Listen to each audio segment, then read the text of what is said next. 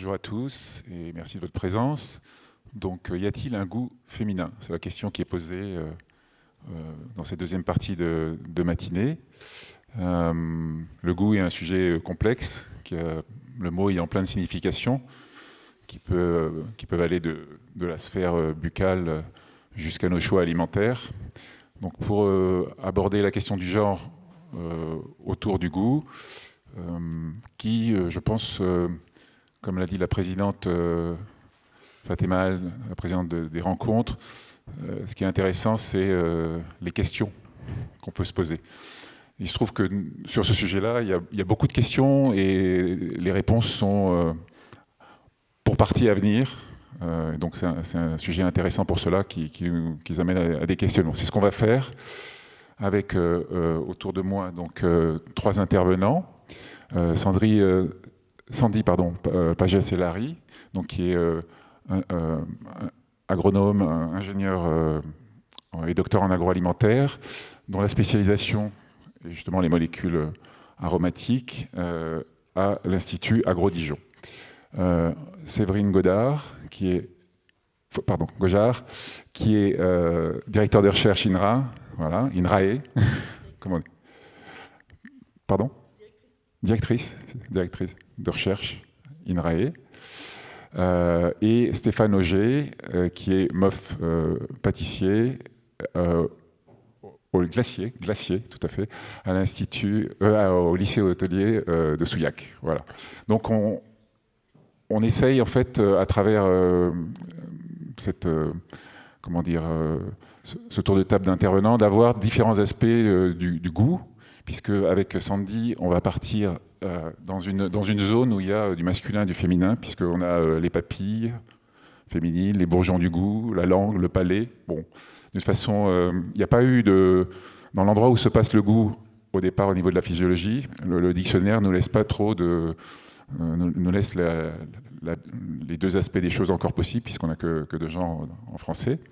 Et Sandy va donner le point de départ de où on pourrait questionner des différences physiologiques ou neurologiques sur le goût dans cette acception-là, c'est-à-dire qu'est-ce qui se passe dans notre bouche, dans notre nez, dans notre corps. Et je crois qu'elle souhaite, pour démarrer, pour planter le décor, et sans parler dans un premier temps de genre, montrer quelques éléments sur le fonctionnement physiologique. Voilà. Donc on va lancer une petite vidéo. Oui, donc je ne sais pas si vous m'entendez. Donc voilà, alors le goût, qu'est-ce que c'est que le goût? En fait, ça se passe à 2 niveaux. Ça va se passer dans la bouche, donc avec les molécules sapides, donc qu'on parle de sel, le sucre, les grosses molécules, et des molécules plus petites, donc qui sont volatiles et qui vont passer par voie rétronasale et aller donc jusqu'aux vos bourgeons olfactifs qui sont dans le nez. Donc en fait, le goût, voilà, il y a 2 parties. Il y a une partie qui se passe au niveau des saveurs dans la bouche et une partie qui se passe au niveau du nez pour les arômes. Et donc du coup, il va y avoir différents niveaux. Il peut y avoir des différences entre homme à femme, ou entre d'une femme à une autre femme, ou entre un autre homme à un autre homme.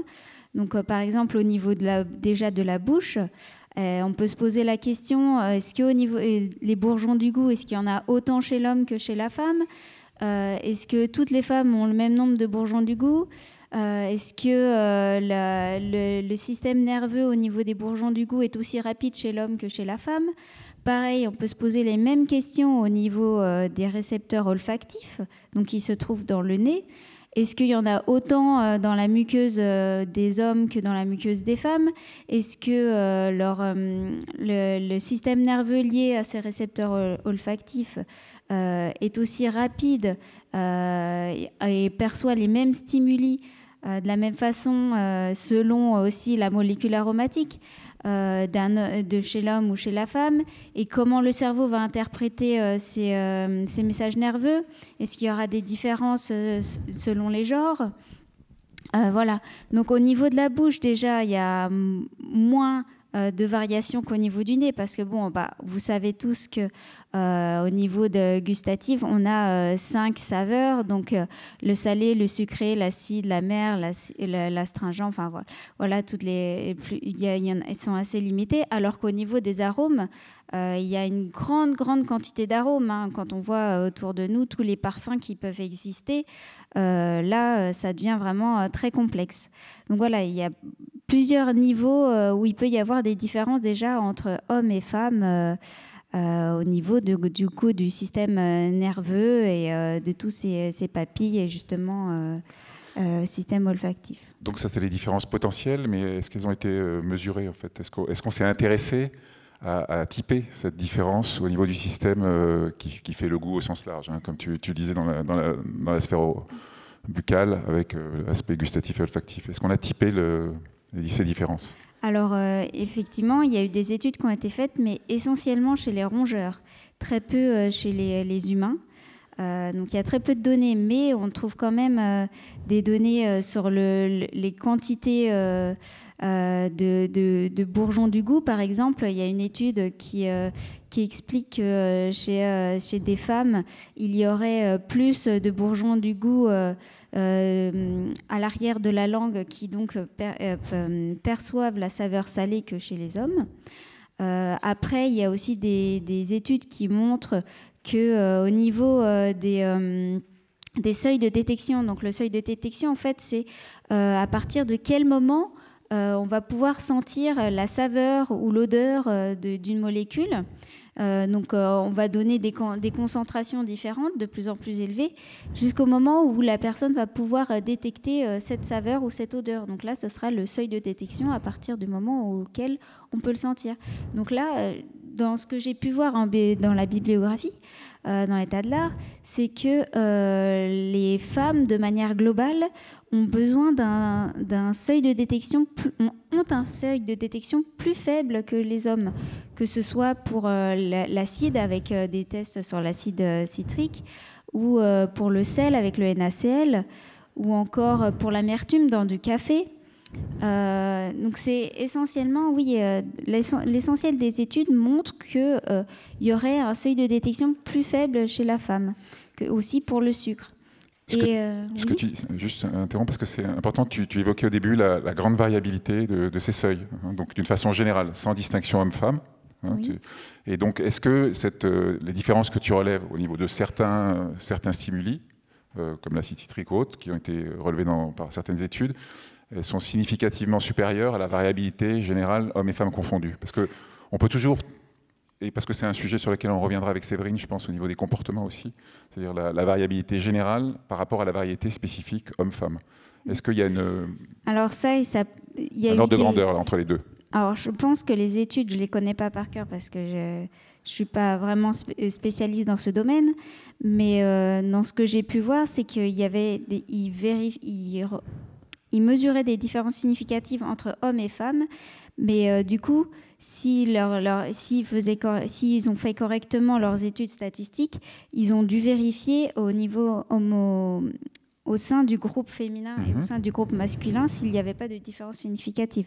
Normalement, quand on fait une étude statistique, on vérifie d'abord au sein du groupe si on est bien homogène avant de faire des différences significatives entre les groupes que l'on veut comparer.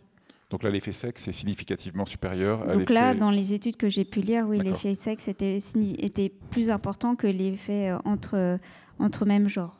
Peut-être dire que ces études ne sont pas extrêmement nombreuses encore? Non, elles ne sont pas extrêmement nombreuses. Et pas beaucoup répétées? Non. On est d'accord, hein, parce que c'est très important. Et certaines études se contredisent aussi, puisqu'il y a certaines études qui vont dire, par exemple, il y en a plusieurs qui disent qu'il y a des différences entre hommes et femmes sur la détection du sel, notamment avec l'influence des hormones sexuelles qui va influencer la détection de certaines saveurs. Et une autre étude qui, au contraire, va indiquer qu'ils n'ont pas vu de différence significative au niveau donc, du coup, de la détection du NaCl entre hommes et femmes ou femelles et mâles pour les rongeurs. D'accord. Donc ça, c'est la partie détection à la racine en fait, du goût, ce qu'on ressent au niveau des récepteurs des papilles, etc.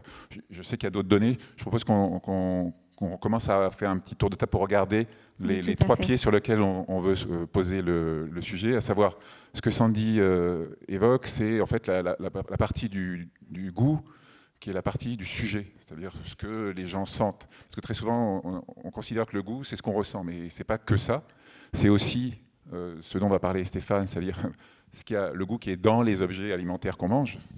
Et c'est un troisième élément qu'on oublie souvent ou qu'on minimise parfois parce qu'on a l'impression que le goût est en soi dans le gâteau, dans le bon plat qu'on nous a préparé, ou en soi dans ce qu'on ressent avec nos papilles, notre système, et puis uniquement là, et que c'est ce qui nous amène des fois à ne pas comprendre le goût des autres, quel que soit son genre ou son sexe, mais aussi le point du contexte, et notamment du contexte social dans lequel le goûteur ou la goûteuse évolue. Et donc peut-être poser quelques premiers jalons pour nourrir les trois pieds de notre discussion sur ce qui sont un peu les éléments sociaux, les déterminants sociaux qu'on peut observer sur cette question du genre, Séverine.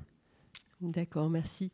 Alors le goût, déjà pour un sociologue, c'est un truc compliqué à définir. Il y a des débats sans fin que je vais vous épargner sur qu'est-ce que c'est que le goût et comment ça se mesure. Donc, pour mesurer le goût, on peut demander aux gens ce qu'ils aiment. Donc ça va être des déclarations de voilà, moi j'aime les légumes ou j'aime la viande. Et on peut mesurer aussi donc ce qu'ils mangent, en disant combien de fois avez-vous mangé de la viande la semaine dernière. Ou on peut leur demander quand ils font leurs courses, regarder ce qu'ils achètent.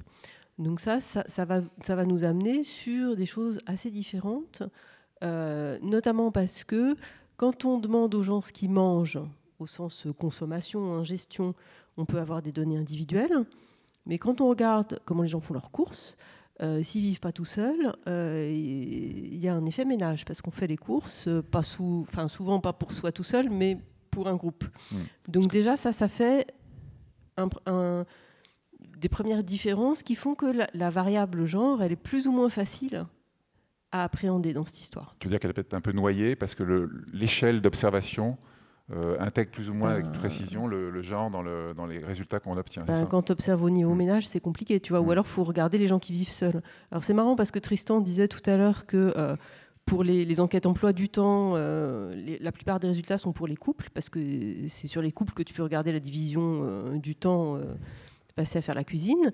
Et sur les enquêtes de budget, alors il y a des enquêtes de budget auprès de ménages tout seuls, et c'est uniquement auprès des ménages tout seuls que tu arrives à voir s'il y a des différences dans les achats entre les hommes et les femmes.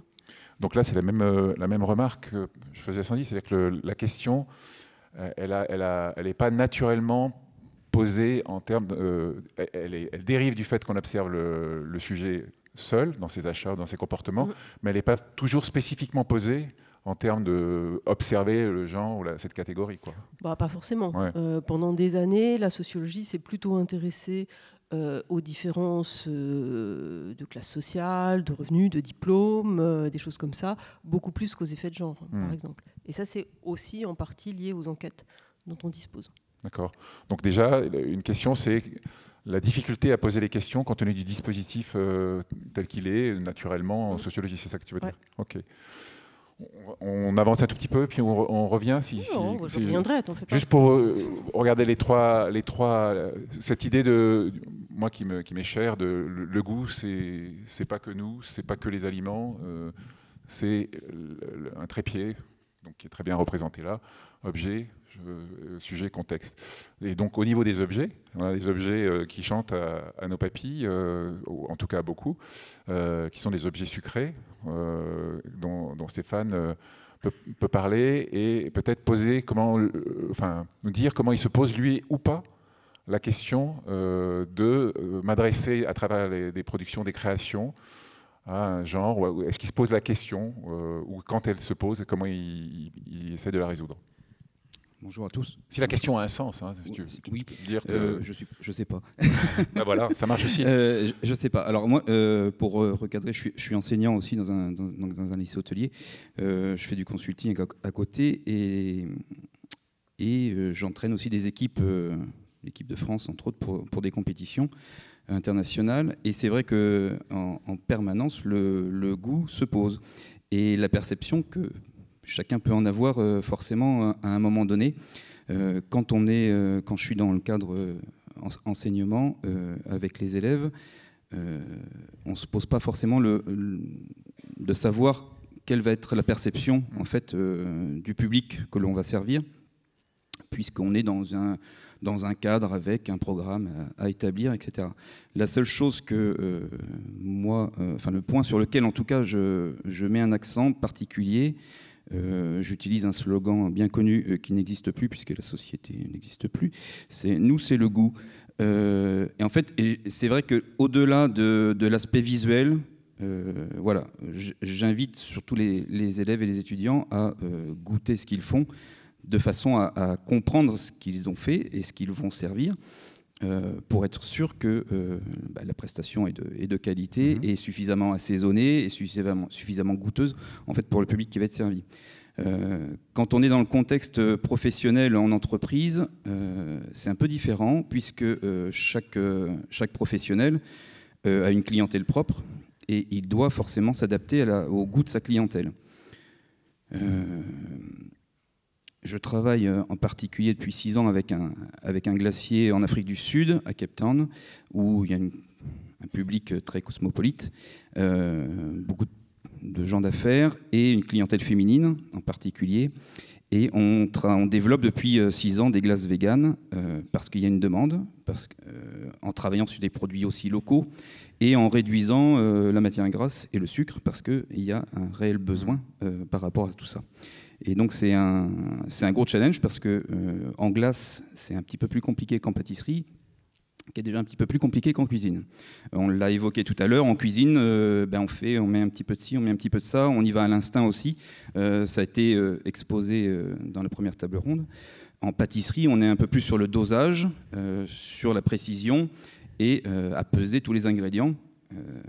En glace, on a un autre paramètre qui est plus déterminant sur la qualité du produit, c'est la température négative, puisque les ingrédients ne réagissent pas de la même façon en température positive et négative, ce qui est souvent très complexe à expliquer à certains chefs de cuisine ou de pâtisserie lorsque on doit mettre au point une recette parce qu'ils attendent un goût particulier, et on ne va pas me contredire là-dessus.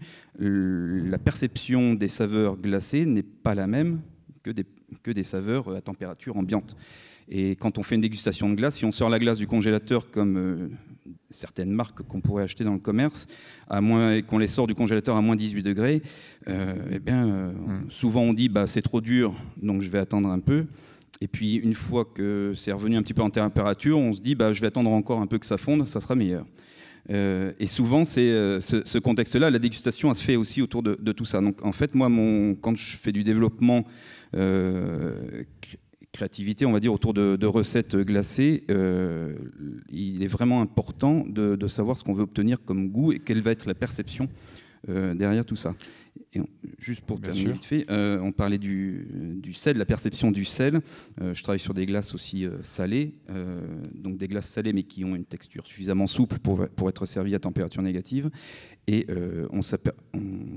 lorsqu'on fait goûter un panel de personnes, c'est vrai que la perception ne va pas être la même entre les hommes et les femmes non plus. Voilà. Et c'est vrai qu'on a souvent tendance à mettre un petit peu trop de sel, en tant qu'homme peut-être, peut-être parce qu'on n'a pas la même perception aussi. Voilà. Alors ce que j'entends, juste pour voir si j'ai bien compris, c'est que dans la posture d'enseignant, a priori, la question n'est pas tant posée que ça pour produire. C'est plutôt la question du goût au sens large, parce qu'on est peut-être un peu dominé par le visuel, le spectaculaire, et on oublie cet aspect goût. On est dans la génération Instagram, d'accord, où tout doit être beau. Maintenant, il ne faut pas oublier que tout doit être bon aussi. Et souvent, on a tendance à l'oublier. Et voilà. Et donc, nous, en tant qu'enseignants, je pense qu'on a cet intérêt-là que de recadrer un petit peu tout ça. Et de rester la plupart du temps sur des bases, quoi. C'est bien beau de faire plein de choses extravagantes, etc. et de poster à tout va sur Internet. En même temps, on l'a dit tout à l'heure, les femmes ou les mamans ou les grands-mères qui transmettaient à leurs filles ou à leurs garçons, pourquoi pas. Moi, c'était plutôt ce cas-là. On n'était pas dans le beau... le beau venait après le bon.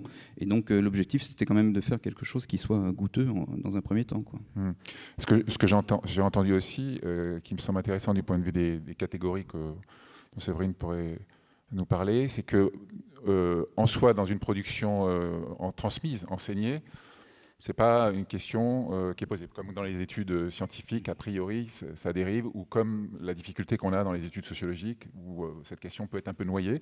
En revanche, quand tu abordes un marché accessible, c'est-à-dire là où les femmes sont identifiées comme ayant, à raison ou à tort, c'est pour ça que je vais peut-être te redonner la parole tout de suite derrière, c'est-à-dire ayant des attributs ou des préférences, hein, on parle du goût au sens des préférences, du goût pour les choses, là, on s'inquiète davantage de transformer le produit, notamment la dimension sucrée, etc. C'est ça, hein. Alors qu'à la base, quand on veut transmettre une recette, c'est pas la question immédiatement posée, c'est ça? Non, ouais, c'est ça, okay. Exactement. Vis-à-vis de la clientèle, en fait, moi, la question que je me pose toujours, et encore, je pense qu'elle peut se poser encore longtemps, hein, c'est est-ce que c'est réellement... est-ce que le goût recherché est relatif à un besoin réellement exprimé par la gente féminine, ou est-ce que c'est sociétal aussi, le moins gras, le moins sucré, on l'a déjà dit ça, hein.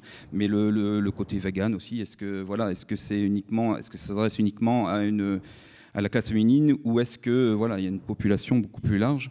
Bon, moi, je suis pas à la vente, donc je vois pas tout ça. Mais c'est vrai que toutes les photos qu'on voit sur Instagram, c'est souvent les demoiselles qui posent avec leur cornet, leur glace vegan, voilà, pour montrer qu'elles sont dans une démarche bien particulière. Donc le mot sociétal et un appel à passer la parole à ta voisine pour peut-être détailler un peu ce que j'avais coupé, c'est-à-dire détailler le propos sur ces différences qui peuvent être dans les habitudes, où il y a quand même quelques déterminants ou quelques prépensées sur ce que font les femmes dans leur goût. Oui, un peu. Ça a été redit en introduction, hein. Si on regarde donc les consommations au sens ce qu'on mange au cours d'un repas des femmes, on va voir que les femmes ont plus tendance à manger de la volaille et les hommes plus de la viande rouge, que les femmes vont plus être sur le yaourt et le fromage blanc et les hommes sur le fromage. Tu fais des gestes, mais tu as une idée de dire pourquoi Oui, je vais te dire après. D'accord, ok. Voilà, les femmes plus sur les fruits et légumes et les hommes plus sur les charcuteries, et les pommes de terre. Enfin bon, on pourrait continuer à l'envi ce système un peu binaire. Alors pourquoi peut-être parce que depuis quelques temps, quelques décennies, on inculque aux femmes qu'il faut qu'elles soient minces pour être belles, que voilà, il y a un modèle de féminité qui est plutôt gracile. Ça n'a pas toujours été le cas, hein, si vous regardez, ne serait-ce que sur les tableaux du 19e siècle, il y a des femmes bien en chair. Voilà. Elles devaient être en forme pour pouvoir avoir des enfants, en fait. À l'époque, les femmes, on les aimait bien en chair, avec une grosse poitrine, pour pouvoir justement qu'elles puissent donner une bonne descendance et pouvoir allaiter donc, les enfants. Maintenant, en fait, on a une image qui est complètement déformée de la femme, puisqu'on veut une femme, on veut tout, en fait. On veut une femme mince qui, en même temps, puisse avoir des enfants, et alors que c'est pas possible, quoi. Il y a pour pouvoir donner naissance, il faut avoir de la matière grasse sur soi, pouvoir manger justement des produits gras pour justement avoir un capital qui va nous permettre d'avoir des enfants, en fait. Et actuellement, c'est plus le cas, quoi. L'image de la femme est assez déformée, de mon point de vue. Ouais, mais alors je me demande dans quelle mesure tu retraduis pas un point de vue assez largement masculin ou extérieur sur le corps des femmes, comment elles doivent être, tu vois. Et là, ce que tu disais, c'est assez rigolo, parce que tu ramènes tout de suite à une fonction reproductrice, ce qui n'est pas forcément le cas le souci premier de toutes les femmes. Bah oui, mais à une époque, mais quand même. Est-ce qu'on a un peu des données justement sur le moment où les représentations de ce que doit être la femme, l'image de la femme, a pu avoir une influence sur les choix alimentaires, une espèce de traçabilité un peu historique de ça? Non, enfin là, moi, j'ai pas. On n'a pas d'historien sur. C'est honteux, mais on n'a pas d'historien. Bruno saurait, mais là, moi, je sais pas. J'ai pas révisé ça. Et puis, mais bon, ce qui est sûr, c'est que l'alimentation des femmes, elle est quand même assez largement dictée notamment par le corps médical qui leur explique ce qu'il faut faire. Et que la période de la maternité est une période où on est particulièrement exposé au corps médical, puisque voilà, il y a tout le suivi de la grossesse qui porte assez largement sur l'alimentation pendant la grossesse, l'alimentation après la grossesse pour reperdre les kilos qu'on aura pris, l'alimentation, la bonne alimentation qu'il faudra donner aux enfants, etc. quoi. Enfin, c'est un discours assez omniprésent chez les futures et les jeunes mères, l'alimentation. Donc ce que tu dis, c'est qu'il y a des phases, et puis je crois après, tout à l'heure, Sandy aura d'un point de vue physiologique pour ajouter, en parlant des hormones, il y a des phases dans le cycle des habitudes alimentaires où il peut y avoir des aiguillages en quelque sorte sur le goût, où on prend une sensibilité différente à fonction des choses qui nous sont, des injonctions qu'on a, de l'encadrement qu'il y a. C'est des injonctions qui sont surtout sur les pratiques. Après, à force de manger, peut-être tu finis par aimer ça, ou de toute façon, comme ce qu'on mesure, c'est plus les pratiques que le goût. Tu vois, ce qu'on mesure, c'est ce que les gens achètent et ce qu'ils mangent, plus que ce qu'ils aiment. Donc on en déduit que s'ils achètent ça, c'est qu'ils l'aiment, mais après tout, on n'en sait rien. Oui, on a deux, trois choses assez solides, puisque quand on expose des enfants, on arrive assez bien à travailler cette plasticité. Donc c'est le seul outil qu'on a pour avoir mesurer les goûts complexes, avec des objets complexes, mesurer les consommations. Mais c'est assez corrélé, je pense. C'est assez solide. Ouais, mais ça se travaille. Ouais. Je pense notamment à des travaux sur l'anorexie, où la collègue qui avait travaillé sur des jeunes filles anorexiques montrait bien comment elles arrivaient à se dégoûter de certains aliments ultra-caloriques, donc quitte à faire une cure de chocolat pour se faire vomir et puis après ne plus supporter le chocolat, et au contraire comment elles apprenaient à aimer la salade crue sans vinaigrette et le poisson sans sauce, tu vois. Donc c'est des choses qui se travaillent, alors soit de l'extérieur, soit de l'intérieur, parce que tu décides que c'est ça que tu vas manger, parce que c'est ça qui va te produire le corps conforme à l'image que tu veux avoir. Ça, c'est un point très intéressant et peut-être sur lequel on a peut-être plus de questions et donc du travail à faire, de réponse. C'est que dans ce que tu dis, ça veut dire qu'il y aurait, on ne sait pas s'il y a un goût féminin, mais il y a construction de dégoût par rapport à certaines études, notamment l'anorexie, alors que peut-être que les goûts sont plus permanents, plus affirmés chez beaucoup de gens et peut-être plus chez les hommes, non ? Ça, j'en sais rien. Non, mais c'est pour ça que je dis, c'est une question à se poser. Les hommes peuvent aussi construire un goût pour la viande, pour les aliments qui renforcent, etc. Et puis à l'inverse, déconstruire ce goût s'ils décident de changer d'alimentation pour une raison X ou Y. Je dirais actuellement en France, si tu regardes la proportion de gens qui sont végétariens ou qui sont passés à un régime vegan, les végétariens, tu vas avoir plus de femmes, mais chez les véganes, il y a légèrement plus d'hommes, de jeunes en plus. Il y a plus de femmes qui ont décidé d'arrêter de manger de la viande. Elle dit, alors, Sandy il y a 2 fois plus de femmes qui ont arrêté de manger de la viande par rapport aux hommes. Ouais, mais chez les véganes stricts, oui, je parle de manière... Tu vois. Donc, et donc du coup, ça veut dire qu'il y a aussi des hommes, et alors ça reste infinitésimal, mais les hommes qui travaillent leur goût pour les rendre conformes à des objectifs moraux, etc., ça existe aussi. Enfin, je veux dire, il faut s'y maîtriser un peu sur les femmes. Ça, là, parce qu'on parle des conduites alimentaires, en fait, qui peuvent modeler des goûts. Ça a été aussi travaillé. C'est quand même intéressant, cette question de la mise en place du goût et du dégoût. Et donc, moi, j'en sais rien, je pose la question aussi, mais je crois l'anorexie est quand même plus représentée chez les femmes que chez les hommes. Je ne suis pas dans la santé. Donc, du coup, le phénomène que tu décris, qui est spécifique, j'entends bien, qui n'est pas forcément généralisable, il est que par rapport à un comportement, on arrive à modeler fortement. C'est-à-dire que peut-être que c'est mettre en parallèle à ce que font les hommes quand ils deviennent véganes, alors qu'ils arrivent à se mettre des injonctions fortes, très fortes pour le devenir, mais on a quelque chose qui est quand même beaucoup plus répandu dans le cadre de l'anorexie. Non, j'irai pas jusque-là, parce que les jeunes filles anorexiques, encore heureux, il n'y en a pas tant que ça non plus, tu vois. Et encore une fois, c'est aussi parce que les injonctions sociales sur le corps reposent plus sur les femmes.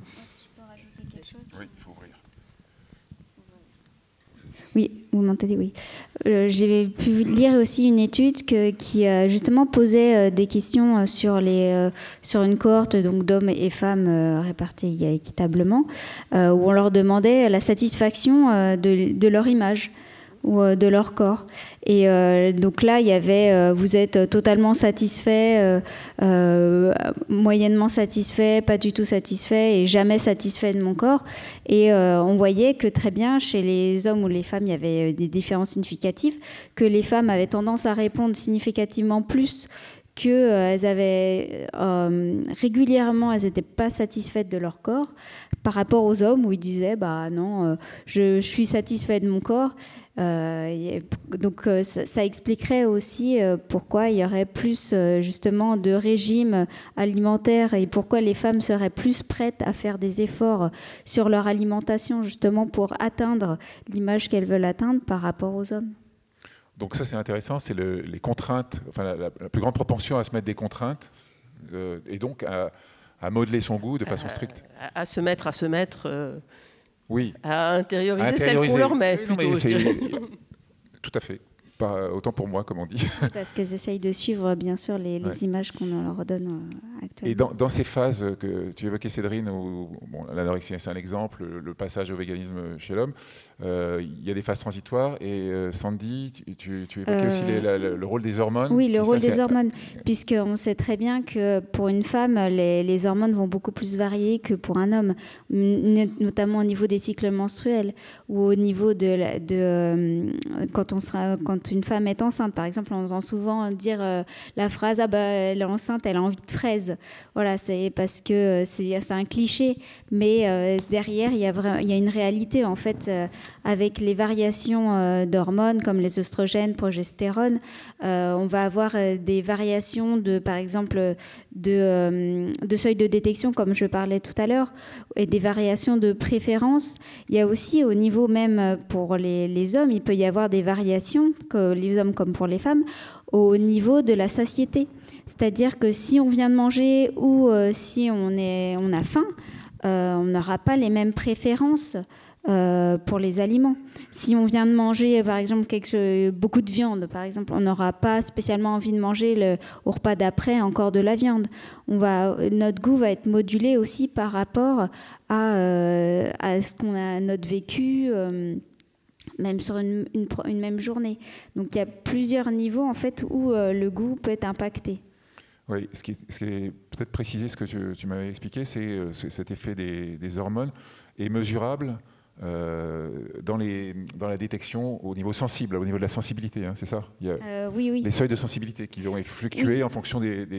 Par exemple, il y a des études, bon là ça a été fait essentiellement sur les rongeurs et pas sur les humains, pas sur les humains, parce que bon là on va pas leur injecter des hormones, mais sur les rongeurs on leur injectait des hormones, des oestrogènes ou des progestérones ou autres hormones stéroïdiennes.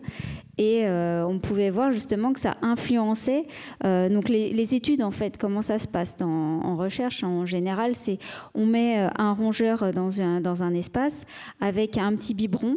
Et on voit, donc il y a le témoin où ça va être que de l'eau et un autre biberon où on va mettre une solution salée ou une solution sucrée ou amère. Et on va voir en fait comment se comporte le rat. Est-ce qu'il va faire il va lécher plusieurs fois la solution d'eau pure ou plusieurs fois la solution avec la saveur dedans.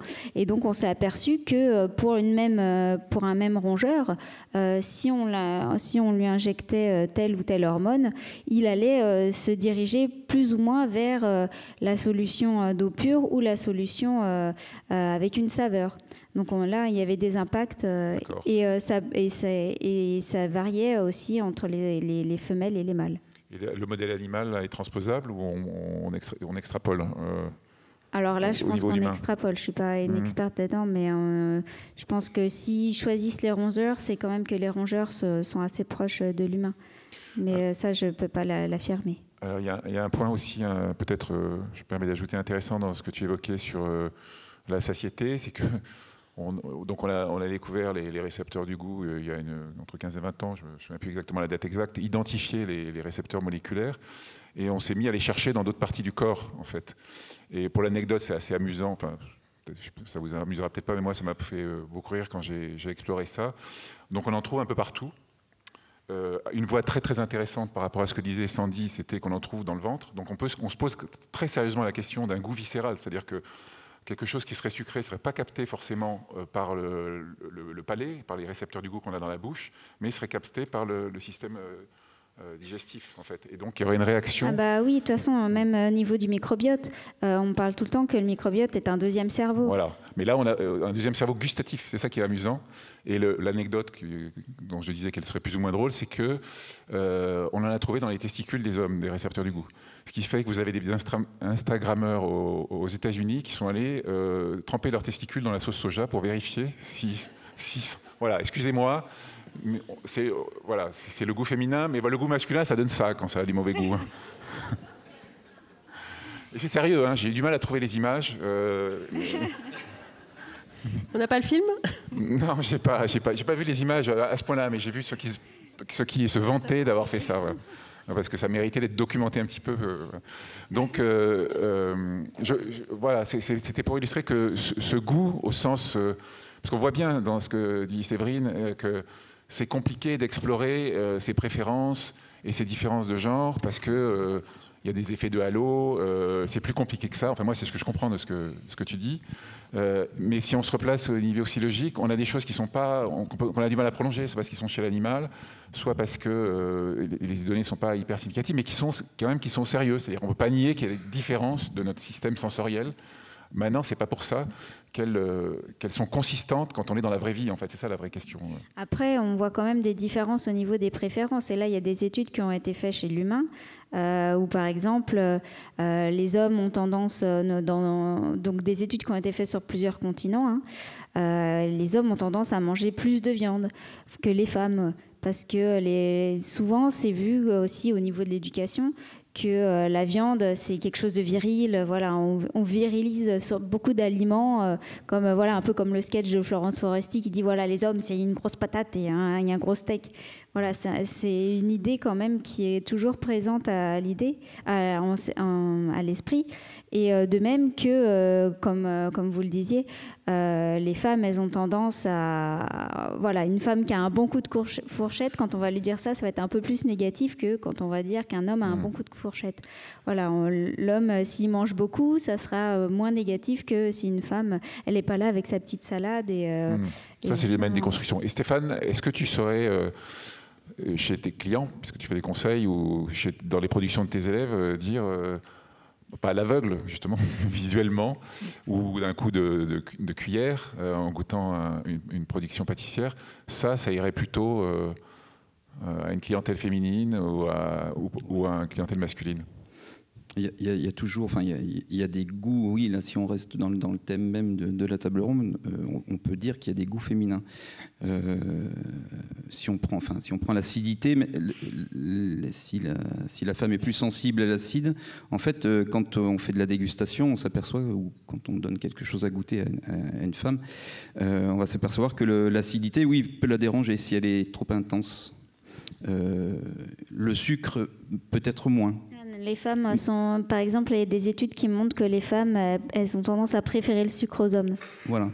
Et juste pour rebondir sur quelque chose qu'on disait tout à l'heure, je travaille aussi avec l'industrie agroalimentaire et donc les personnes qui sont au labo recherche et développement font de la dégustation tous les jours. Enfin, il y a un panel de personnes qui fait de la dégustation tous les jours et qui est sensible.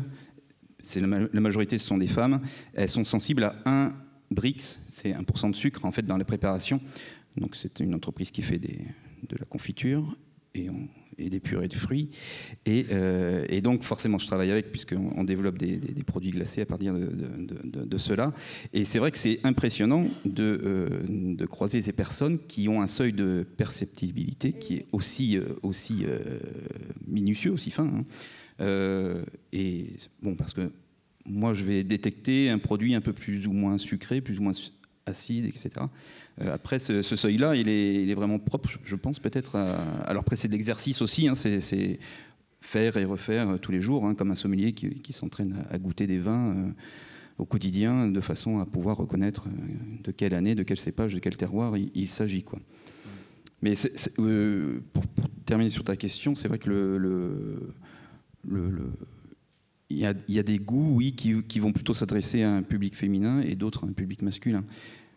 tout ce qui est floral, tout ce qui est, on a parlé tout à l'heure, on a évoqué le côté parfumerie aussi, où beaucoup de pâtissiers se sont mis à créer des desserts parfumeurs, je ne sais pas comment on pourrait dire ça.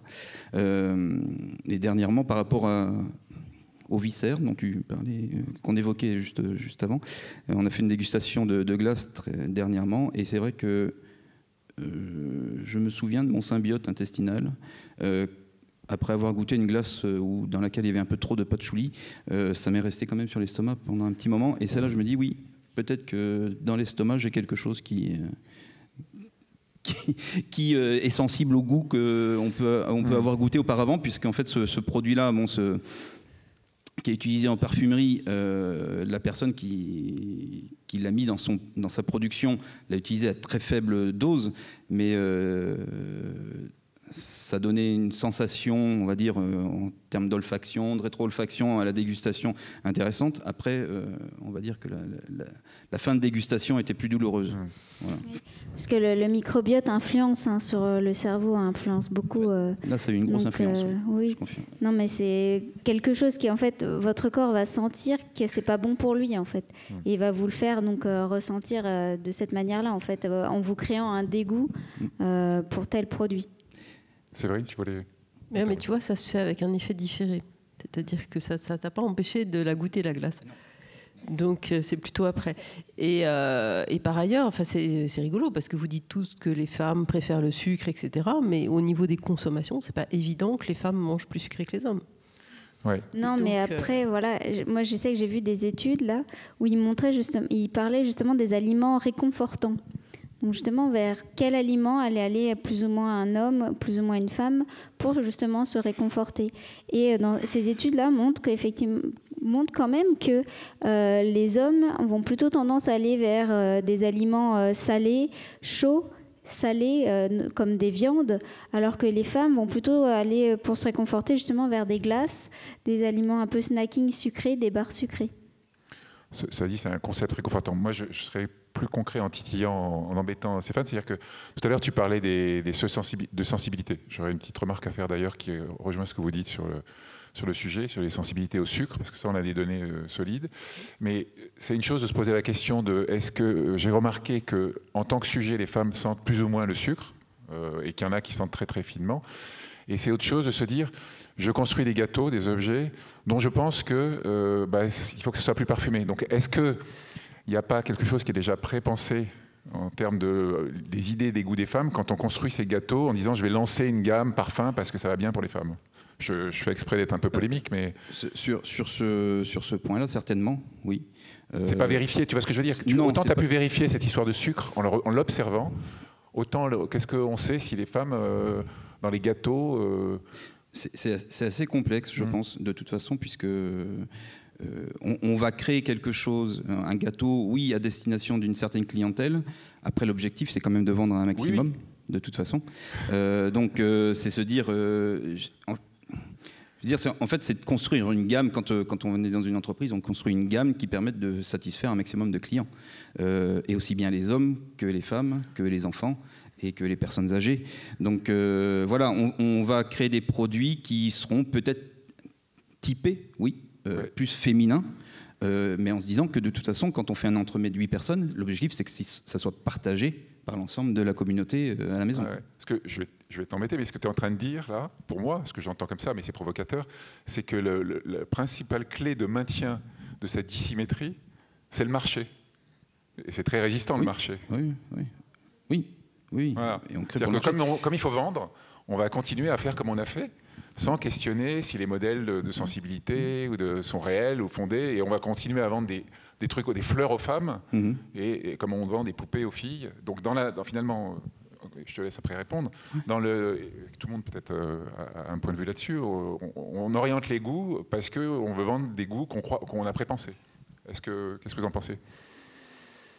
Tout comme dans la mode où on va proposer quelque chose qui puisse satisfaire un besoin exprimé ou pas d'ailleurs, où on veut créer le besoin aussi à un moment donné. Donc je pense qu'en pâtisserie c'est la même chose, ou en cuisine.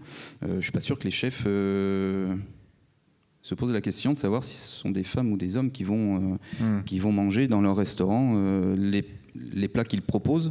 Je pense qu'ils créent en fonction de souvenirs, en fonction de rencontres, en fonction d'échanges, en fonction de leur sensibilité et de leur connaissance, des produits de saison, etc., enfin du local, tout ce qui est d'actualité actuellement. Après, est-ce que pour la plupart, ils se posent la question de savoir si c'est pour des femmes ou pour des hommes? Non, c'est pour une clientèle à la recherche de certaines choses aujourd'hui. Donc de la nourriture qui véhicule aussi une certaine image et bon, quand on parle de vegan, quand on parle de local, quand on parle de bio ou de choses comme ça, voilà, c'est pour ça que c'est vrai. C'est les nouveaux segments en fait. Oui, après on verra si ça prend. Voilà, c'est complexe. Dans l'agroalimentaire, ils sont un petit peu plus en recherche, je pense, par rapport au Je pense que c'est pas visible au niveau au niveau des cuisines des grands chefs, c'est pas même dans les restaurants, c'est pas visible ça, puisque effectivement le cuisinier en cuisine, il va pas voir s'il cuisine pour un homme ou une femme, mais effectivement, dans les industries agroalimentaires, ça c'est clair qu'il y a un effet marketing qui est complètement tourné vers les hommes ou les femmes. On voit, si on regarde dans des rayons, on va avoir des fois des designs de packaging qui va vraiment être tourné vers la femme, contrairement à d'autres pour les hommes. Et pas que pour l'alimentaire d'ailleurs, même pour les cosmétiques et pour quasiment tous les produits. Sur la reproduction des goûts, la sociologie a pas mal travaillé, je pense. Oui, mais moi ce qui me frappe aussi, c'est que dans bien des cas, c'est pas forcément tellement la différence entre hommes et femmes qui va jouer que la différence entre des produits destinés aux enfants et des produits destinés aux adultes, ou des produits visant plutôt une clientèle aisée, urbaine diplômée, et d'autres qui visent plutôt une clientèle moins riche, quoi. Enfin, tu vois, je pense que les différences sociales sont quand même quelque chose de très massif qui, dans bien des cas, passe avant les différences hommes-femmes. Hein. Oui, tu disais, c'est ça, il faut regarder à l'intérieur des différences qui sont peut-être plus marquées, plus clivantes, la variabilité de cette différence homme-femme. Ben oui, c'est ça. Je veux dire, une femme des classes populaires ne mange pas la même chose en moyenne qu'une femme diplômée urbaine, hein, on est bien d'accord. Donc voilà, enfin, je veux dire, c'est aussi une façon de déconstruire un peu la question du genre, qui est de dire, c'est ce que disait un peu Tristan tout à l'heure, il y a des genres, et il y a des genres féminins, des genres masculins, et ça ne se pose pas de la même façon, suivant le moment du cycle de vie, le lieu où on habite, et combien on gagne. Hein. Et donc, pour rejoindre la question de l'introduction de notre présidente, c'est vrai qu'on fait beaucoup de constats à l'instant T qui sont vite des constats qui sont dépassés par le temps. Alors que si on veut, sinon performer, du moins prendre une responsabilité sur ces espèces de reproduction des habitudes, des goûts qui sont questionnés aujourd'hui quand même. Donc, qu'est-ce qu'on devrait mesurer, qu'est-ce qu'on devrait regarder davantage, qui permettrait pas d'agir, mais de plus questionner. Il n'y a peut-être pas de réponse. Hein. Moi, on l'a dit, on est là pour poser les questions. Donc, parce que sinon, on fait des constats, effectivement. On dit, bah oui, c'est comme ça. Voilà. On a vu, c'était il y a 2 ans, mais on a vu. Moi, pour rester sur le thème et puis sur ce qui a été dit peut-être en introduction et puis au cours de la table ronde, donc je suis une jeune demoiselle actuellement qui prépare une compétition internationale. Et donc, on fait des dégustations tous les 15 jours. Et autour de la table des dégustations, il n'y a que des hommes. Et donc, elle a sa sensibilité propre, en fait, par rapport à la construction de son dessert.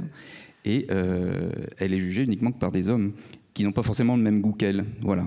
Et c'est vrai que ça nous met... ça me met moi en difficulté parce que je la coach un petit peu là-dessus. Donc, c'est vrai que c'est de comprendre ce qu'elle veut exprimer et de comprendre en même temps ce que les membres de dégustation attendent également. Et on revient à la question de départ des cuisines du monde aussi, c'est qu'en fait on est dans une compétition internationale et donc ça doit plaire à une majorité de personnes qui ont des goûts différents aussi. Et c'est là où ça devient plus complexe et quand on conçoit, ou en tout cas le premier entremets qu'elle a conçu, elle l'a conçu avec ses envies propres et en fait on lui a dit oui mais au niveau international ça passera pas. ça pourra pas être jugé parce que peut-être il y aura trop d'acidité et donc telle nation ça va pas passer en termes de dégustation. Là ça va être trop sucré donc faire attention aussi puisque on est dans une mouvance où il faut réduire aussi en sucre. Oui, et puis même les arômes, c'est pas les mêmes. Moi, j'ai pu travailler aussi dans les arômes alimentaires en entreprise. Et quand on crée un produit, par exemple pour la Chine ou pour la France, l'arôme, par exemple fraise, tout simplement, ou banane ou chocolat, il est totalement déformé pour nous à l'étranger. Un arôme, par exemple chocolat qu'ils adoreraient en Chine, pour nous, on trouverait ça vraiment que ça ressemble pas du tout à du chocolat.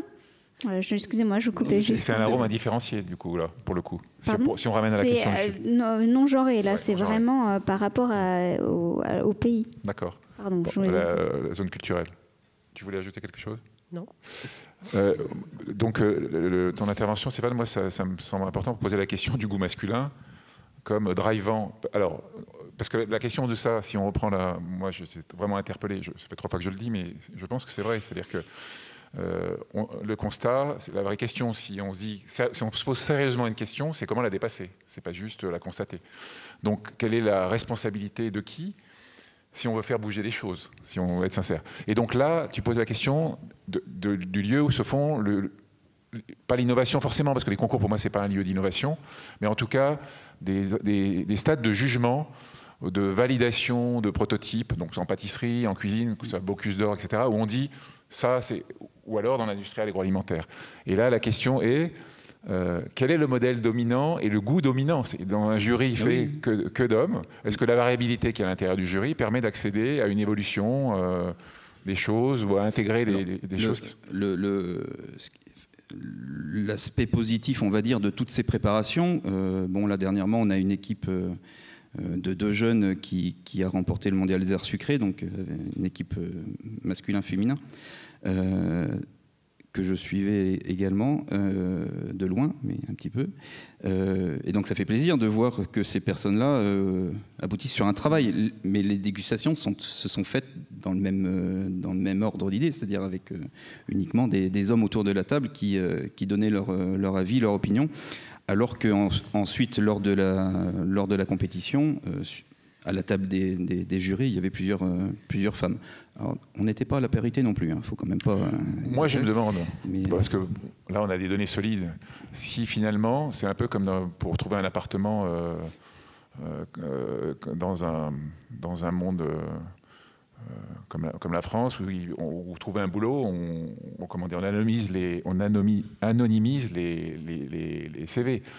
Quand on a des jurys comme ça, on a des choses assez solides sur les dégustations à l'aveugle, où ce qu'on croit être un goût acceptable, et pas forcément, y compris sur le vin, etc. Donc une situation où on a un jury masculin où il croit avoir le goût qu'il faut pour le marché international, et si c'est une femme qui présente, il y a déjà une préperception que c'est un goût qui va peut-être pas convenir, alors que si c'était à l'aveugle, peut-être ça marchera. Je ne crois pas que ça soit la solution de se cacher. Mais quand même sur ça sera difficile, mais oui. Mais je suis pas sûr. Après, ce qui est le point positif, c'est là où je voulais en venir, c'est que la demoiselle, qui vient de remporter la compétition avec son équipier, en tout cas, elle a de toute façon grandi dans tout ça. Et puis, c'est quand même une personne qu'on voit passer d'autres compétitions plus prestigieuses plus tard, quoi. Donc, c'est un concours de pâtisserie. C'est pâtisserie. Oui, c'est en pâtisserie. Donc, elle a appris aussi. Alors, est-ce qu'elle a bien appris parce que c'était que des hommes? On peut se poser la question. Est-ce que c'est normal qu'il y ait que des hommes autour de la table de dégustation? On peut se poser la question aussi. Voilà. Enfin, on revient toujours. On revient à la discrétion des femmes à un moment donné où, oui, les femmes qu'on voit généralement en cuisine ou en pâtisserie, parce qu'ils sont plutôt discrètes. Il y en a quelques-unes qui percent et qui essaient de se montrer, mais c'est vrai que c'est compliqué. De toute façon, on revient à la discussion de départ. C'est compliqué pour les femmes de s'imposer dans ce milieu-là. Qui est très très masculin, oui. Ça, ça va être traité aujourd'hui dans d'autres. Moi, c'est vraiment sur la question du goût. Tu voulais intervenir là, je suis sorti. Ouais, c'était pour décentrer un peu le regard et dire que par contre, quand tu es à la maison où c'est plus souvent quand même la femme qui cuisine. Par contre, elle a un pouvoir, là, pour le coup, d'orientation sur les choix alimentaires du ménage qui est beaucoup plus fort. Et par exemple, ce qu'on constate, c'est que sur les couples entre 50 et 75 ans, quoi, l'alimentation de l'homme, progressivement, se rapproche de celle de la femme. Et il y a un seuil qui est le passage à la retraite, parce que les hommes, ils se mettent à manger que à la maison et plus à la cantine. Et du coup, Ils n'ont pas de contre-modèle pour... ils ont moins le choix de ce qui est, tu vois. Donc, ils n'ont pas le steak frites à la cantine, ils ont ce qu'a fait madame, et qui est souvent plus conforme à ses choix à elle ou à ce qu'elle pense être une alimentation adaptée pour des personnes âgées, etc. Et tu vois, du coup, ça rapproche concrètement l'alimentation des hommes de celle des femmes dans le sens d'un plus grand respect des normes nutritionnelles. Et des goûts, en fait, partagés, quoi. Ouais, les goûts, je sais pas. Hein. Moi, je suis sur les pratiques. Hein. Après, c'est vrai qu'il y a des études qui montrent que bien que la femme cuisine donc au quotidien à la maison et elle-même, elle a une connaissance plus importante au niveau nutritionnel que les hommes. Ça a été montré aussi. Mais après, on peut se demander aussi, parce que dans certains foyers, la femme va aussi cuisiner 2 types de repas. Un repas plus pour l'homme et un repas plus pour elle, notamment si elle est au régime ou pour les enfants, elle va faire une autre cuisine que pour les adultes ou pour son mari. Ça arrive aussi parfois. Ça arrive. Là, pour le coup, ça dépend du temps qu'elles ont, ça dépend de plein de facteurs. Je ne suis pas sûre que ce soit la majorité des cas. Mais après, là, il y a peu de données là-dessus. On va après donner la parole à la salle, mais je voulais juste vous faire réagir à une idée, puis peut-être que vous, après, vous donniez les dernières choses que vous vouliez partager. Sur l'idée, parce que c'était intéressant de recentrer sur la sphère domestique, tout à fait raison. Je pensais à ce qu'évoquait Stéphane, c'est-à-dire cette position. Le goût, pour moi, est pas seulement dans le goût au sens esthétique, mais le goût de l'alimentation au sens large, est un instrument de pouvoir, de relation de pouvoir. On voit ça dans les pouvoir qui a évolué, hein, mais notamment dans tout ce qui est je crois qu'il y a quelqu'un, j'en parlais avec quelqu'un hier, dans l'œnophilie. Je déteste cette notion de club, de groupe d'œnologie, parce que l'œnologie, pour moi, ça se fait à la cave, pas dans un restaurant. Mais au niveau de l'œnophilie, on a vraiment évolué dans des choses beaucoup plus ouvertes.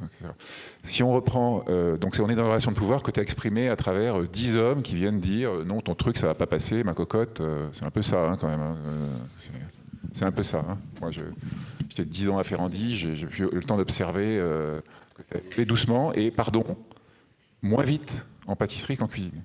Voilà. Moins vite en pâtisserie qu'en cuisine, ça j'en suis sûr. Et donc, si on transpose cette situation de pouvoir où c'est le goût de 10 hommes qui vont déterminer l'acceptabilité du produit, du goût d'une femme qui a proposé un objet alimentaire de valeur, dans la cuisine domestique, on n'imagine pas il y a peut-être quelques familles où ça existe encore, qu'il y ait le mari qui vienne goûter le plat en disant non, cocotte, c'est pas ce que je voulais manger. Non ? Je provoque un peu. Je pense qu'il y a une maîtrise quand même par l'alimentation, par la santé, par rapport à ce que dit Sandrine, de la tonalité, on va dire au sens large, de ce qui va être servi, avec des arbitrages, j'imagine. Voilà, je vais te faire réagir là-dessus. Ce que tu observes, là pour le coup, ça va se jouer plutôt au moment de la mise en couple, où on tâtonne un peu pour se faire une alimentation commune, parce que le fait de manger ensemble reste quand même quelque chose d'assez cristallisant sur l'identité de couple. Il faut converger. Ouais, alors il y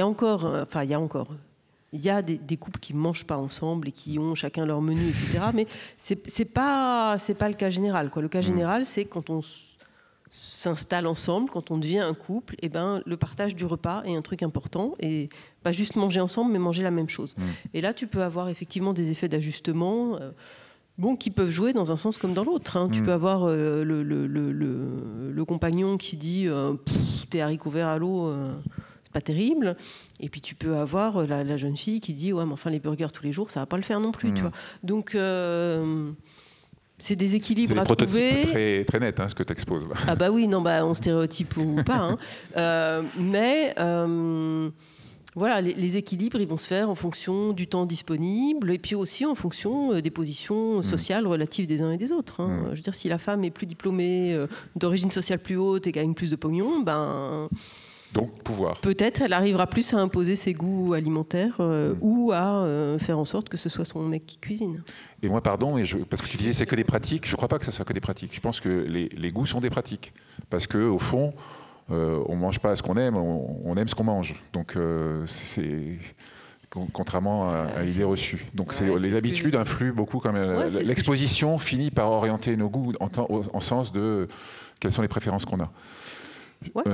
Je propose peut-être, si vous en avez envie, d'avoir un mot de la fin chacun. Et puis après, on passe aux questions, si ça vous va. Si vous avez envie de faire un mot de la fin. Sinon, on passe aux questions directement. Ce qui m'embêterait un peu que ce soit moi le dernier à en parler. C'est pas un mot de la fin, c'est juste pour rebondir par rapport à des demoiselles ou des femmes qui ont monté leur entreprise et qui travaillent sur de la pâtisserie santé ou des choses comme ça. Voilà, je me pose la question, est-ce que c'est...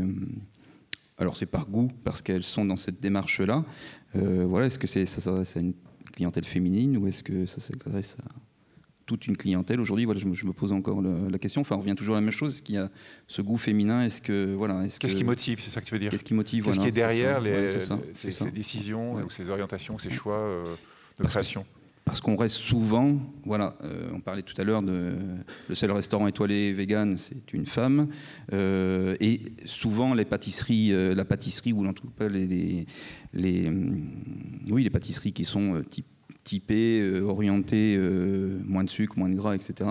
C'est souvent des femmes qui sont à la tête de cela, donc voilà. Okay.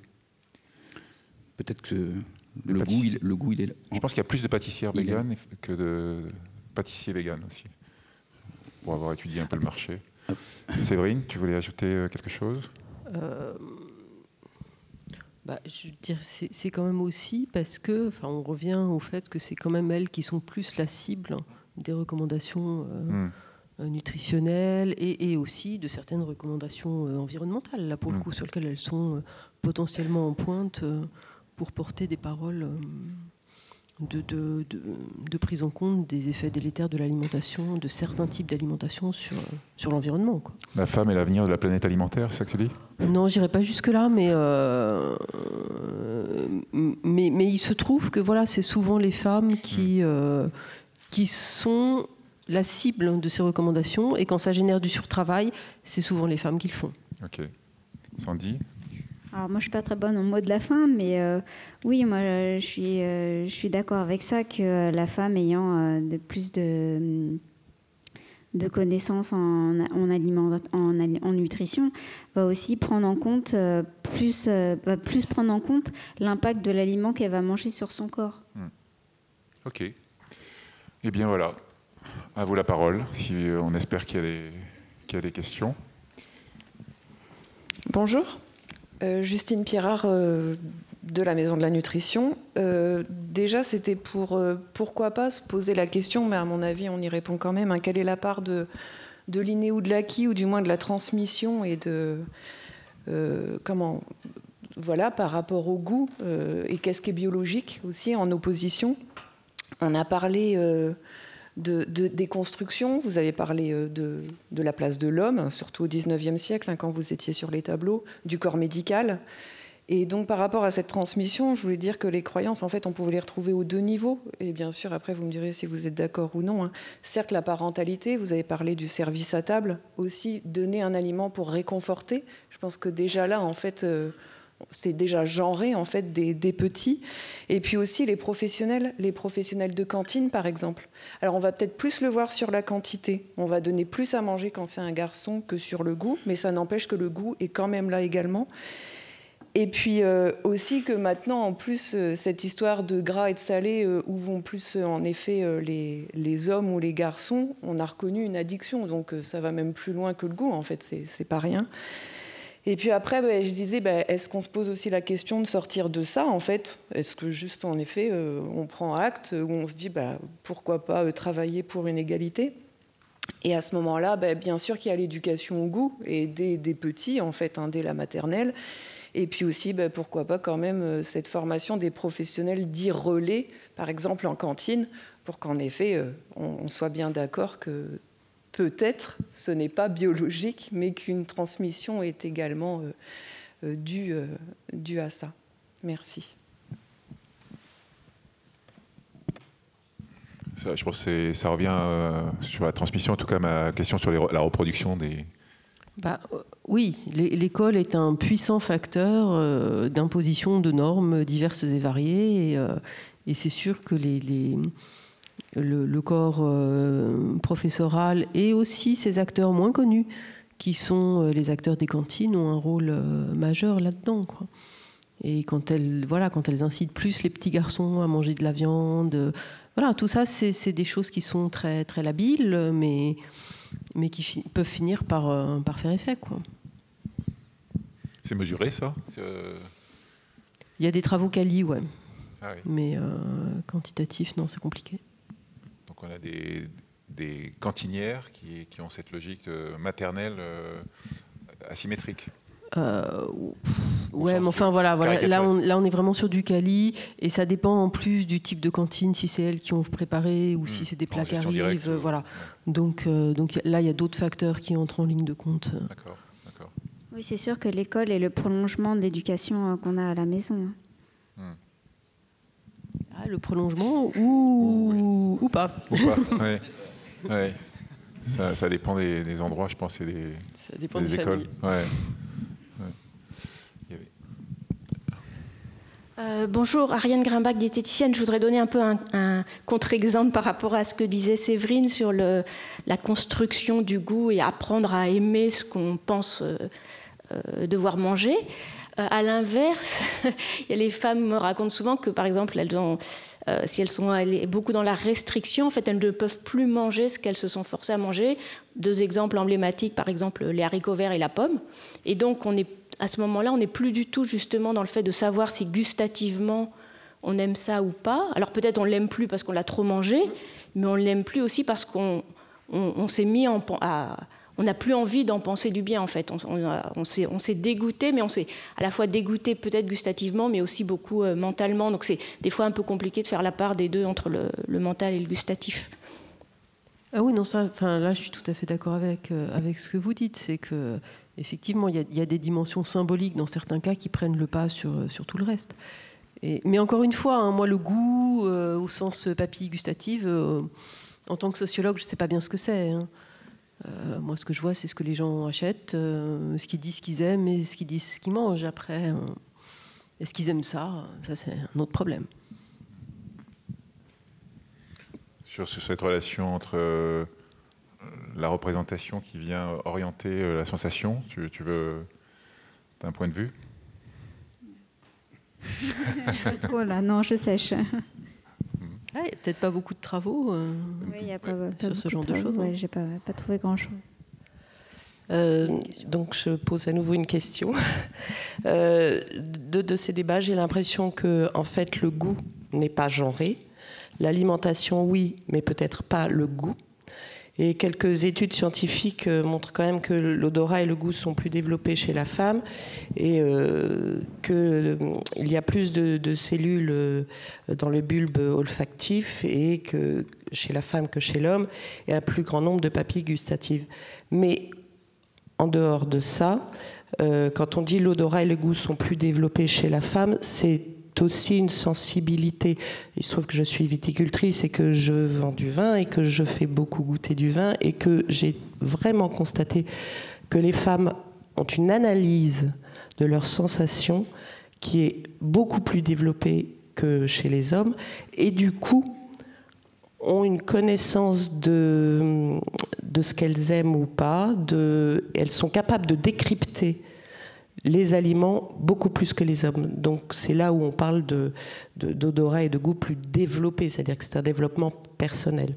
Alors que pour moi, il semblerait que le goût ne soit pas genré, mais l'alimentation, oui. Alors je rebondis sur ce que vous dites. Alors effectivement, on pourrait penser que on peut y réfléchir comme ça, soit dire que les femmes ont une sensibilité plus importante que les hommes vis-à-vis des produits, Mais aussi, il y a des études qui montrent que les femmes vont verbaliser plus facilement ce qu'elles perçoivent. Donc peut-être que les hommes perçoivent aussi bien que les femmes, mais ne savent pas le verbaliser. Il y a aussi ça à prendre en compte. Oui, mais par contre, moi, pour avoir un peu travaillé sur la position de l'expertise en dégustation, ils savent bien imposer le peu qu'ils savent verbaliser. Donc c'est ça le problème, parce que dans la posture de dégustation, ce qu'on ressent, on est à peu près tous pareils. Je pense que ce que tu as exposé comme travaux, il y a beaucoup de choses qui méritent confirmation. C'est pas parce qu'on a plus de capteurs qu'on a des images sensorielles dans le cerveau qui sont plus riches. En revanche, la verbalisation et la position d'être les positions, le nombre de positions où on peut prendre la parole en étant un homme, y compris sur le goût, évidemment, c'est considérablement plus nombreux. Et donc, le sentiment qu'il y a une connaissance, en fait, par rapport à la remarque qui a été faite, c'est très intéressant parce que cette connaissance et cette position de pouvoir nuit à l'évolution qui est de questionnement sur. Je prends l'exemple de le changement dans les clubs d'œnologie. Il y a 20 ans, c'était il y a un petit peu de pamplemousse. Est-ce que vous le sentez? Bon, si vous le sentez, c'est parce que vous n'avez pas assez entraîné. Parce que moi, je le sens, donc vous devriez le sentir. Parce qu'il n'y avait aucune connaissance scientifique des gens qui animaient les dégustations. Zéro dans le monde du vin. Quand on a compris quand ils ont vu passer comme ça, par curiosité, les travaux sur les différences interindividuelles, le fait que chacun goûte à sa façon et que donc ça ne sert à rien de croire qu'on a la vérité, bon, ils ont commencé à bouger. Ce qui fait que maintenant, il y a des animateurs qui disent « Qu'est-ce que vous sentez ?» Ce que vous sentez, c'est bien, etc. Donc c'est beaucoup plus cool. Mais ce que vous dites sur la différence homme-femme, pardon, du coup, c'est moi qui m'exprime, c'est un sujet qui me tient à cœur. Cette relation de pouvoir sur le goût, ça fait 30 ans que je suis là-dessus. Et justement, je n'ai jamais fait de barrière entre les hommes et les femmes. Sinon, que je pense que les femmes sont plus curieuses parce qu'elles ne sont pas encombrées par le poids du sachant. Elles n'ont pas le sentiment de savoir ce que c'est que le vin depuis X générations. Donc du coup, elles se posent des questions. C'est comme les enfants. Les enfants sont beaucoup moins cons que les adultes parce qu'ils se posent des questions. Mais après, on ne les laisse plus. Donc ils deviennent comme nous, un peu idiots. En tout cas, idiots dans la posture de « je sais ». Et parce qu'il n'y a pas de savoir absolu sur un produit alimentaire. Il y a chaque jour, à chaque moment de notre vie, une découverte possible. Donc, et avec un contexte différent. Donc je pense que la verbalisation, elle vient aussi du fait que si je me posais des questions, peut-être que je cherchais d'autres mots. Et le fait que cette verbalisation et cette curiosité n'est pas plus présente, c'est que j'ai moins d'occasions d'exprimer ou moins de liberté à exprimer la force de ma conviction parce que l'espace est pris, quoi. Dans le goût, il y a aussi comment ils disent, je crois les Américains, du mansplaining, de prendre la place comme je suis en train de le faire. Voilà. Je ne sais pas si ça répond à votre question, mais je pense qu'il y a quelque chose là-dedans c'est aux hommes de se rendre compte que ça ne sert à rien, parce que savoir sans questionner son savoir, bon, évidemment dans la science c'est débile, mais dans la vraie vie ça l'est aussi, quoi, parce qu'on s'enlève plein de possibilités dans la vie, et l'alimentation a tellement de richesses à nous offrir, et tellement d'enjeux de découvertes qui nous rendront la planète vivable qu'il faut le faire. J'aurais une question aussi. Pour rebondir donc sur la remarque qui a été faite, ce serait de reprendre l'exemple que vous avez donné sur la jeune étudiante qui présente son plat à un jury. J'ai trouvé ça intéressant parce qu'en fait, elle a sa propre sensibilité et elle va la confronter aux attentes d'un jury. Ma question, c'est est-ce qu'il n'existerait pas un goût conventionnel et des goûts personnels ? Pourquoi je pose cette question ? Parce que j'ai fait de la cuisine et quand on m'a demandé de goûter des plats, on m'a demandé de goûter des plats que j'aimais pas forcément et on me demandait est-ce que c'est bon. Et je leur disais moi j'aime pas. Et on me disait mais on s'en fiche. Est-ce que c'est bon ou est-ce que ça ne l'est pas par rapport à l'assaisonnement, par rapport à l'ensemble des saveurs. Et donc on est jugé non pas sur ce qu'on propose, mais sur en fait un goût qu'on attend. Voilà. Et donc, est-ce qu'il n'existe pas un goût conventionnel et des goûts personnels qui sont plus proches de l'individu ? Non, en fait, c'est un petit peu vrai quand même. On va dire qu'il y a probablement des goûts internationaux qu'il faut respecter.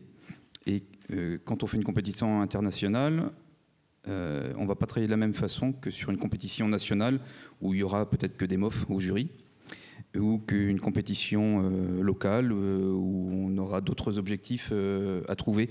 Donc c'est clair que en fonction de en fonction de la compétition et de ce qu'on veut proposer, oui, il faut se conformer à certains goûts, à des goûts, comme vous le dites, conventionnels, en tout cas qui font référence, ou en tout cas qui ont une référence internationale.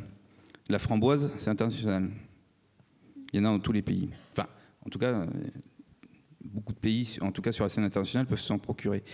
Sur d'autres produits, si on commence à travailler sur le sudachi, ça va être compliqué. Et donc, comme quand on prépare d'autres compétitions, où on va proposer un jury, où on peut faire une proposition un peu innovante, mais il faut quand même que derrière ça, il faut que le goût fasse waouh. Voilà, le truc, il est là. Et alors ça, c'est impossible à expliquer de façon concrète, comment ça fait waouh. Voilà, ça, c'est vraiment propre à chaque personne. Oui, et pour rebondir sur ce que vous dites, bon, moi, forcément à un niveau plus moindre, je fais aussi des compétitions culinaires. Là, je fais notamment moi, je suis de Dijon et je fais notamment les compétitions amateurs, parce que je ne suis pas professionnelle, de cuisine de la foire gastronomique de Dijon. Et il m'est arrivé une année, effectivement, de, par exemple, présenter un dessert à base de céleri. J'avais voulu innover, faire du sucré salé. Et effectivement, un membre du jury m'a dit, même plusieurs membres du jury m'ont dit, non, on vous a mal noté parce qu'il y avait du céleri dedans. Et j'aime pas le céleri. Voilà, donc c'est compliqué en fait des fois de, comme vous disiez, de noter quelque chose qu'on n'aime pas à la base. Oui, voilà. Et vous d'évoquer même sur une des dernières compétitions qu'on a faites également en glace, où un jeune nous a fait une proposition végane. Et donc, en fait, le problème, c'est qu'il l'a dit que c'était vegan. Je m'explique. C'est-à-dire que sur certains jurys qui sont un petit peu plus âgés que moi, mais alors que j'ai déjà un certain âge avancé, dire que c'est vegan, en fait, c'est un peu... voilà, c'est... Ça va pas. En fait, on peut pas proposer... Actuellement, dans l'esprit de certains, on peut pas proposer un produit vegan de qualité. Bienvenue au pays des étiquettes. Pardon ? Bienvenue au pays des étiquettes. Ouais, c'est ça. Et donc, quand j'ai commencé à développer, à travailler sur les produits véganes en Afrique du Sud, en particulier, il y a 6 ans, en fait, l'objectif, c'était vraiment de proposer un produit qui soit bon, parce que tout ce qu'on trouvait sur place là-bas, c'était vraiment très mauvais. Aujourd'hui, quand on échange avec la personne avec qui je travaille sur la possibilité d'ouvrir cette enseigne en France, je lui dis ce n'est pas possible. Les gens ne sont pas encore prêts. Ça ne marchera pas. Et parce qu'il y aura un public pour ça, sauf qu'il n'y aura pas suffisamment de public pour ça.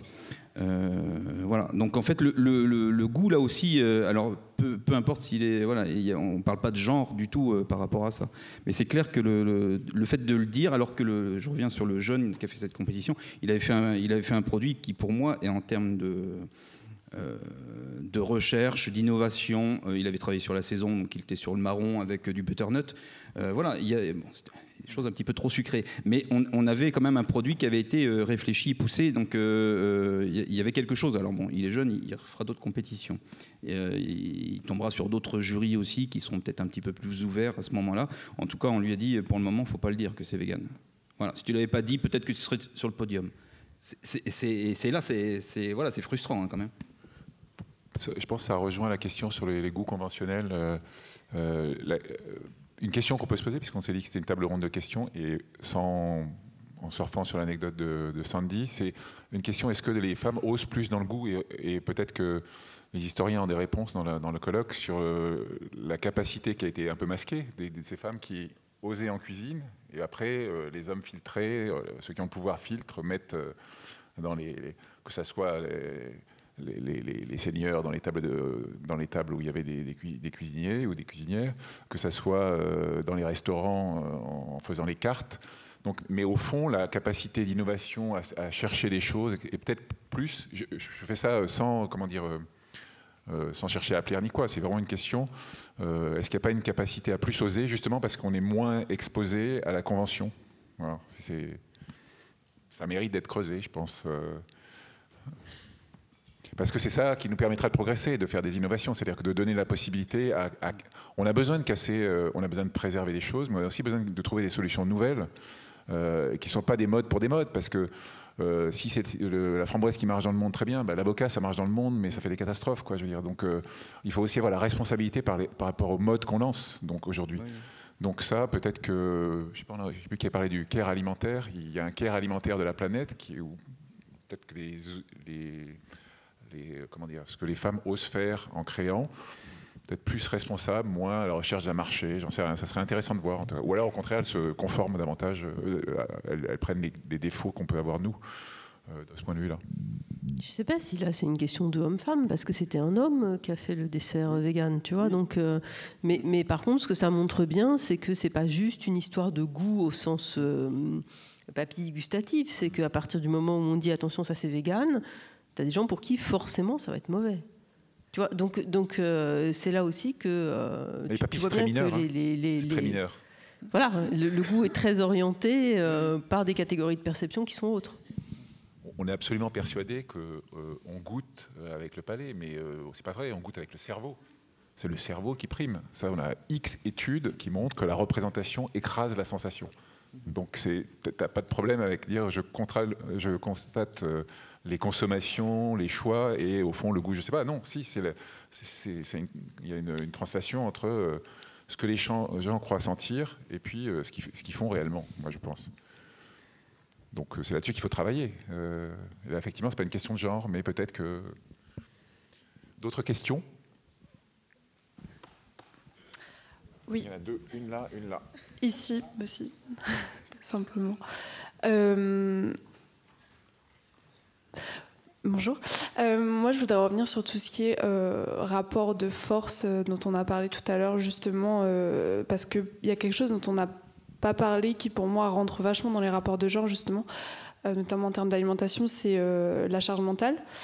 Et notamment la charge mentale en ce qui concerne ce qui est diététique et, on a dit, écologique, qui est, on sait, plus fort chez la femme. On va lui faire porter le poids, justement, de faire attention à ce qu'elle va consommer pour la planète, pas qu'en termes d'alimentation d'ailleurs. Et donc je m'interroge sur ce qu'on a dit tout à l'heure, sur justement le fait que ce soit une chance pour la femme, justement, peut-être des nouvelles portes pour s'exprimer en termes de goût et imposer ses goûts à ce niveau-là.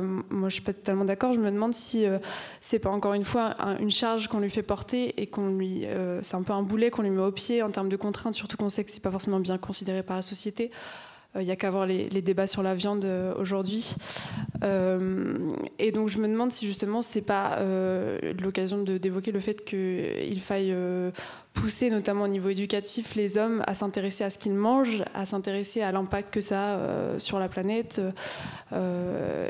et à pousser les femmes à se libérer justement de ça, des contraintes qu'on va avoir sur elles. Voilà, je me demande si c'est pas plutôt dans ce sens-là qu'il faut percevoir ce rapport de force.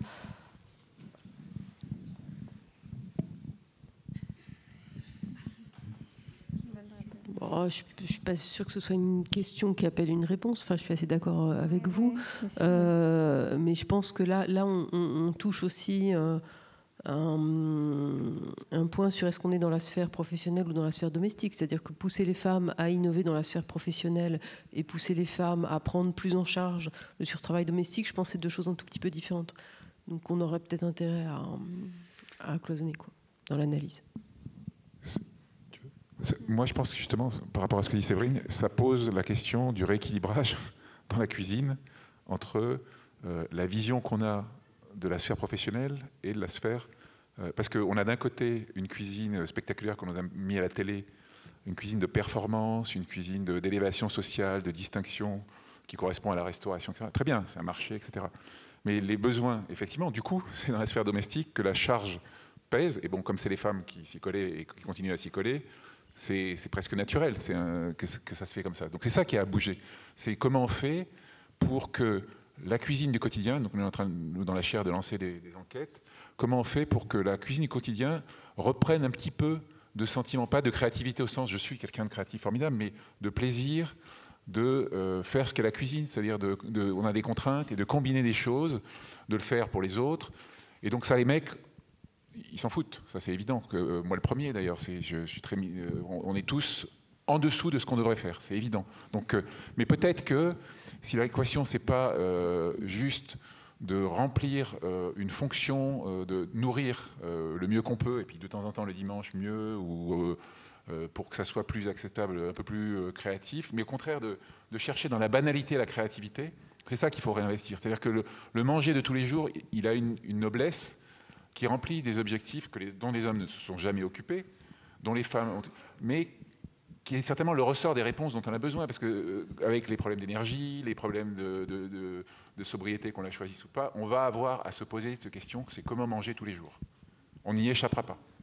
Et on ne peut pas recoller ça aux femmes pour 10 générations encore. Donc c'est ça la vraie question. Donc là, la charge mentale, il faut qu'elle se déplace. Donc on ne sait pas comment on fera, mais il va falloir le faire. Peut-être que c'est moins con que tu penses de faire à manger, c'est un truc à dire aux mecs, et peut-être qu'il y a un certain nombre qui peuvent l'entendre et contaminer les autres. Pardon. Non, c'est moi. Oui, mais je suis d'accord qu'effectivement, il y a une charge mentale qui est effectivement plus importante pour les femmes, notamment vu que ce sont elles qui sont la plupart du temps celles qui cuisinent au foyer. Notamment, par exemple, au niveau de l'écologie, on parle beaucoup en ce moment de l'anti-gaspi. Voilà, donc même moi, je le pratique en cuisine. D'essayer de jeter le moins de choses possible. Par exemple, quand on fait des carottes, voilà, si on prend des carottes fanes, pour éviter de jeter les fanes, faire du pesto avec, enfin voilà, ça donne du travail supplémentaire à la femme au foyer pour justement essayer d'être écologique.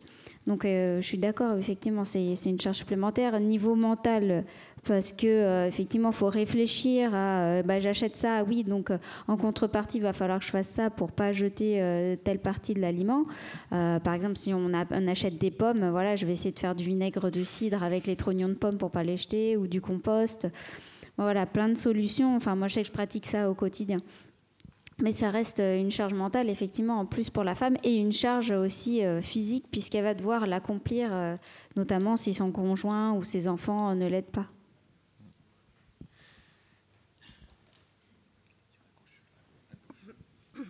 Bonjour, Nora Boisouni. Demain, j'aurai la chance d'animer avec Séverine une table ronde sur la charge mentale et la cuisine comme charge féminine, donc venez. Voilà, c'est en fin d'après-midi, ce sera super. Il y aura Ariane aussi qui sera là. J'ai 3 petites réflexions. La première, c'était intéressant quand vous parliez des dégustations du vin. On sait que les femmes vont s'exprimer plus facilement s'il y a moins d'hommes.